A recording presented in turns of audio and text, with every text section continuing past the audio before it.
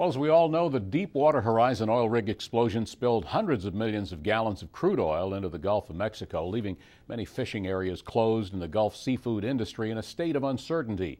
The Monitor's Naquin recently took a trip to Georgia's coast and found that the oil spill is having a major effect on the Atlantic coast shrimp industry, but in a positive way. In the early hours of a July morning off the coast of Tybee Island, there are two things you can count on. The sun will come up and the shrimp nets will be out. Like many shrimp boat captains that call these waters home, Hank Groover has stood the test of time. That's a Georgia white shrimp. That's a brown. With the influx of foreign shrimp flooding the domestic market, the shrimp boats that used to flood these waters are now few and far between. The imported shrimp has basically ruined the domestic shrimp industry in the United States. They've shipped them in here cheap, the quality's poor, and they're just a poor excuse for a shrimp.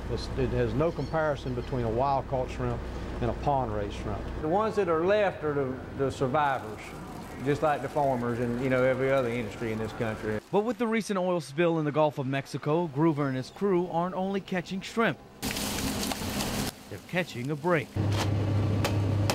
We've got a price increase, and there's pretty good demand from over in the Gulf, processors wanting our shrimp.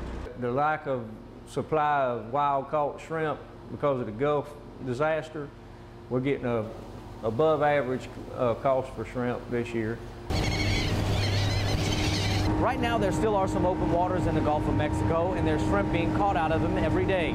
They go through thorough inspections to make sure they don't have any oil or contaminants on them. But right now, the American public's perception of Gulf shrimp is that all of it's contaminated, which means that Atlantic shrimp is in high demand. It was up over $1 a pound from previous years.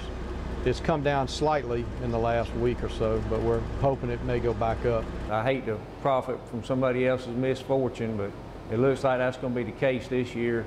Hopefully BP will supplement them enough where they can survive. For more than 30 years, Groover has shrimped these waters, and his passion for it runs as deep as his nets can drag.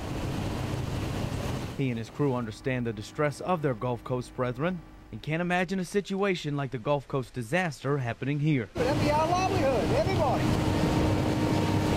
Crabs, shrimp, oysters, just like new. And what would you do for a living? Nothing.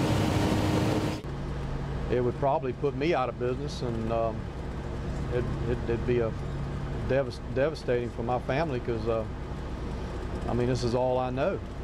It's 35 years I've been doing this. I don't have a trade to fall back on, and this boat and catching shrimp, that's what I do.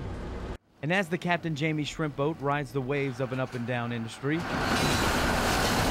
her captain steers with a little more purpose, appreciating his time left as a shrimp boat captain, knowing that an oil spill hundreds of miles away has made his bond with the sea stronger. For the Georgia Farm Monitor, I'm Naquin.